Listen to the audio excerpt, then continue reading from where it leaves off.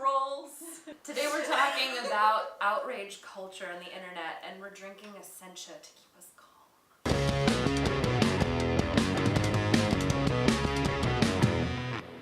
Recently there's been this outrage on the internet?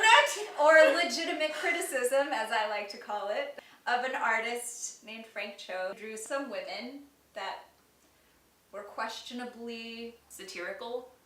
and or sexist. Yes. I wanted to start you out with a really great tweet. It was from Katie Shankle, who's at Just Plain Tweets, and she said that she thinks people get tired of being called hypersensitive when they're really just saying this was a tacky thing to do.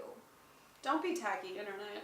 If you put something out there with the goal of having it be commented upon, if some of those comments aren't, "You're awesome and I love you, please keep drawing everything just like this, okay, bye," then that's life. The point of being outraged at something is that that thing is outrageous. It's a logical reaction to things which are outrageous.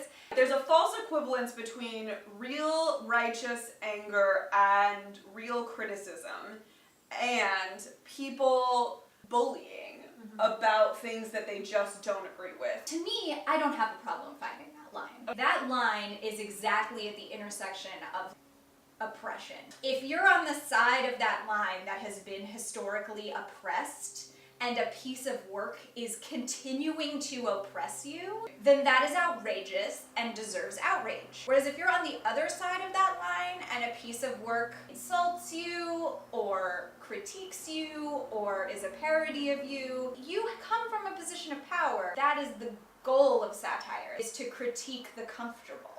People get accused of being outraged when they are simply saying, this is not acceptable to me. And then people are saying they are outraged and they're angry and they're rabid and they're crazy. Saying this piece Critique of art versus continues reaction. a cycle of oppression that I have experienced in my life.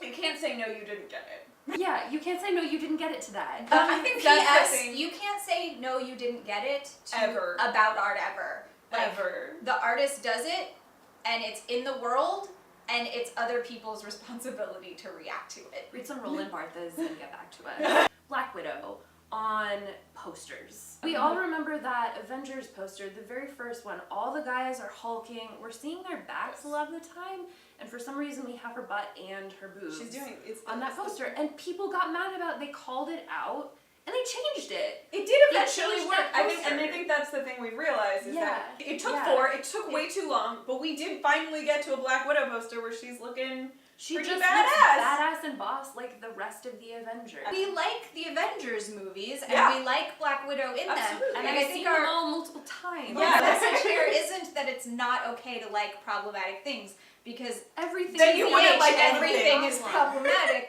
Your favorite's our message- problematic, let me let you know right now. The thing is, it's not to make excuses for the parts of it that aren't, Yeah. just because you like it. And understand the parts that are making you feel comforted and comfortable when you are a part of the dominant narrative and power. Yes, there are certain aspects of traditional narratives that make me feel deeply comforted. Time periods like, 1940s Europe and 1920s Brits in Egypt that feel very comfortable to, I think, a lot of white people who grew up reading these stories and this sort of like amazing adventure stuff. And you have to look at that and be like, why do I feel comfortable about this? Is it actually oppressing someone?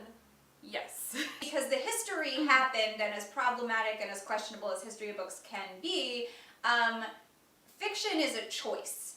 It's a choice made by one person in the case of a book, or like 1,000 people in the case of a movie, but like it's choices that are made. And when you critique media, you're critiquing those choices. Just watch a period piece from the 60s, okay? They have 60s hair. And that's awesome. That's a choice. Read-elect supply with an army for today. We wanted to look at ladies who've been done wrong on comic book covers. I would supply Jessica Drew with an army. Yes. Yeah, she doesn't even need a big army. Let's be real about Jess. I would elect Catwoman on the number 0 cover. Poor lady. She's running Gotham now, and she's doing a pretty good job. Yeah. So, Selena Kyle for mayor, you guys. Spider-Gwen to read. Yeah. Spider-Gwen's blog. I would also. Spider-Gwen's Spider-Gwen's blog would be really cute. She'd be such a hit on Tumblr, like instantly.